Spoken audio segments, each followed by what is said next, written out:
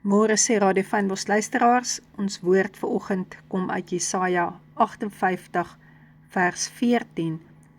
En dan sal jy jou verlustig in die Here, en ek sal jou laat ry oor die hoogtes van die aarde, en jou laat geniet die erfdeel van jou vader Jakob, want die mond van die Here het dit gespreek. 'n Vliegtuig se vlerke speel 'n groot rol daarin, om dit hoogte te laat bereik.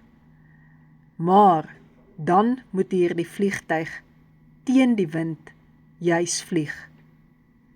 Die vliegtuig is juis so gebou, deur vanselfsprekend dop te gehou het hoe voëls vlieg. Sou 'n voël net vir sy plesier vlieg, soos wat ek en jy net dalk rustig sou rondstap, dan sou hy saam met die windstrome gevlieg het. Maar wanneer hy die voël gevaar aanvoel, dan begin hy die voël teen die wind vlieg om hoogte te bereik, buite gevaar te kan wees. Hoor jy iets vanoggend in jou hart? So 'n swaar kry, eintlik maar ook soos 'n tipe wind, wat ons hoor laat vlieg. Jy het seker al na 'n versengende hittegloed te beleef, wanneer donker donderwolke bo jou kop saampak en die reën begin val, hoe hierdie erge hitte gebreek word. En dit is wanneer ons bid soos in die hemel, so ook op die aarde, dat hierdie wat lyk na 'n geweldige storm, dit tog reën sal bring, geestelike reën, wat eintlik seëninge sal wees, wat alles ten goeie sal laat meewerk, omdat die Here ons lief het, Romeine 8 vers 28. En dan sê die woord vir jou, dat jy nie net 'n erfdeel is van vader Jakob nie, maar dat jy erfdeel is, 'n erfgenaam is, saam met Christus Jesus. En terwyl ek hierdie voorbereid, het ek 'n droom onthou.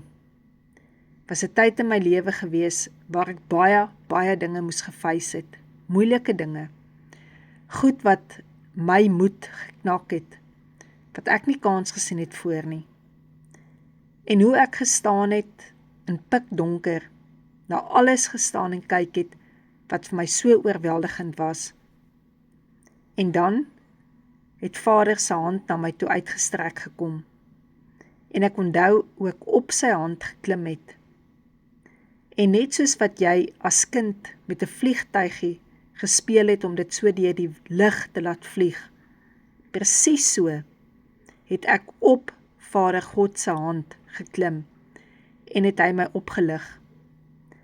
Ek onthou so goed in hierdie droom, dat ek selfs van die planete erken het, hoe hy my letterlik deur die galaksies gevat het, bo oor alles gelig het, en so in sy hand het ek net hierdie beleef, dat dit wat my so angstig maak, dat dit wat ek moet face, wat ek nie wil face nie, is eintlik niks teen hoe groot God is nie.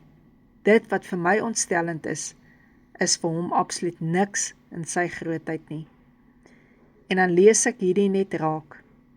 Dan sal jy jou verlustig in die Here, en hy sal jou laat ry oor die hoogtes van die aarde, en hy sal jou laat geniet die erfdeel, van die mond van die Here het dit gespreek.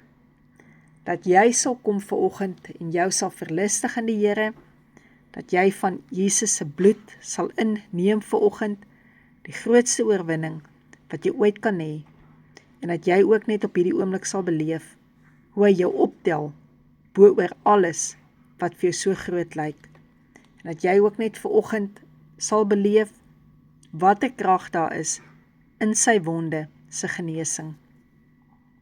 Here, baie dankie dat ons met U kan praat, dankie dat ons U kan aanbid. Vader, ons bid in die naam van Jesus, dat U ons net sal optel, Here. Here, dat ons oor die hoogtes van dit sal ry, op hierdie aarde, Here, wat ons so kwel, en dat ons weet, Here, omdat ons verlustig het in U, Here, gee U ons die begeertes van die hart, want dit is U wil, Here, dit is U mond wat dit gespreek het. Amen.